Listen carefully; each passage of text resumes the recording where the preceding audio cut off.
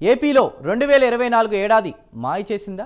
ఈ ఏడాది జరిగిన సార్వత్రిక ఎన్నికల్లో హీరో అయిందెవరు, జీరో అయిందెవరు? వై నాట్ 175 అన్న నోర్లు మూతపడ్డాయా? అసెంబ్లీ గేట్లు తాకనివ్వమన్నవారంతా అడ్రస్ లేకుండా పోయారు. ఒక్క సీట్తో మొదలైన పవన్ ప్రస్థానం అత్యున్నత పోస్టుకు వెళ్లేలా చేసిన పరిస్థితులు ఏంటి? ప్రస్తుత రాజకీయ పరిణామాలు ఎలా ఉన్నాయి?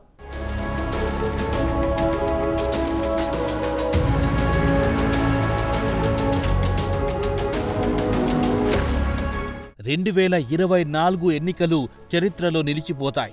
ఏపీలో ఎన్నడూ లేని విధంగా ఎలక్షన్స్ జరిగాయి. నువ్వా నేనా అన్నట్లుగా వైసీపీ కూటమి పార్టీలు తలపడ్డాయి. వై నాట్ 175 అభివృద్ధి పరుగుల మధ్య పోటీ జరిగింది. వై నాట్ 175 అంటూ వైసీపీ అధినేత జగన్ ప్రచారం చేస్తే అభివృద్ధి చేసి పంచుతామంటూ కూటమి నేతలు ప్రజల్లోకెళ్లారు. ఈ సమయంలోనే జనసేన అధినేత పవన్ కళ్యాణ్పై ఆ పార్టీ అధినేత నేతలు ఇష్టమొచ్చినట్టు మాట్లాడారు. పర్సనల్ గా టార్గెట్ చేస్తూ విమర్శలు చేశారు. ఈసారి తమదే అధికారమని, పవన్ను అసెంబ్లీ గేట్లు కూడా తాకనివ్వమని ప్రగల్భాలు పలికారు. కానీ పవన్ కళ్యాణ్ మాత్రం వైసీపీ హయాంలో జరిగిన అవినీతి అక్రమాలను ఎండగట్టారు.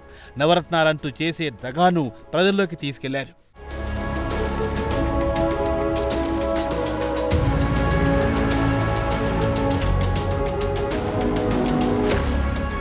సీన్ కట్ చేస్తే టీడీపీ, బీజేపీ, జనసేన కూటమి తిరుగులేని విజయాన్ని సాధించింది. 164 స్థానాల్లో గ్రాండ్ విక్టరీ సాధించి ప్రభుత్వాన్ని ఏర్పాటు చేసింది.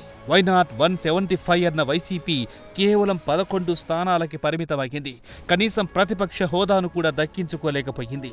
ఒక్క సీటుతో ప్రస్థానం మొదలెట్టిన జనసేన క్లీన్ స్వీప్ చేసింది. పోటీ చేసిన అన్ని స్థానాల్లో అఖండ విజయం సాధించింది. 21 ఎమ్మెల్యేలు, 2 ఎంపీ స్థానాలను కైవసం చేసుకుంది.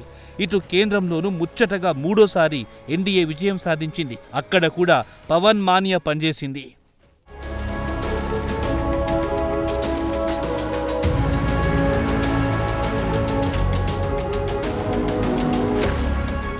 ఏపీ సీఎంగా చంద్రబాబు, డిప్యూటీ సీఎంగా పవన్ కళ్యాణ్ ప్రమాణ స్వీకారం చేశారు. అప్పటి నుంచి వైసీపీ నేతల నోర్లు మూతపడ్డాయి. అసెంబ్లీ గేట్లు తాకనివ్వమన్న నేతలంతా అడ్రస్ లేకుండా పోయారు. కనీసం కార్యకర్తలకు కూడా ముఖం చూపించడం లేదు.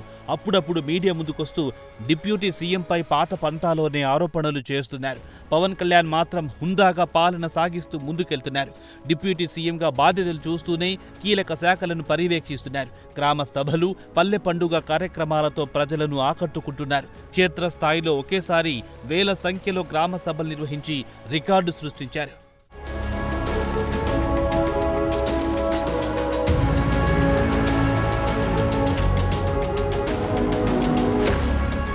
ఇలా 2024 సంవత్సరం రాజకీయంగా ఎంతో మాయ చేసింది. అప్పటి వరకు 151 సీట్లతో తిరుగులేని శక్తిగా ఉన్న జగన్ టీం కేవలం 2 అంకెలు, అంతే 11 సీట్లకే పరిమితం కావాల్సి వచ్చింది. ఎంపీ సీట్లను సైతం సింగిల్ డిజిట్నే దక్కించుకోగలిగింది. ఏదేమైనా అధికారంలో ఉన్న సమయంలో ఇష్టమొచ్చినట్టుగా మాట్లాడిన నేతలంతా సైలెంట్ అయిన పరిస్థితి. ఈ ఏడాది జనసేన పోటీ చేసిన అన్ని స్థానాల్లో గెలిచి ఔరా అనిపిస్తే వైసీపీ మాత్రం చతికిల పడింది. మొత్తంగా ఈ ఏడాది పవన్ హీరో అయితే జగన్ జీరో అయ్యారని రాజకీయ పండితులు చెబుతున్నారు. పవన్ హుందాతనమే ఈ స్థాయికి తీసుకొచ్చిందని అంటున్నారు.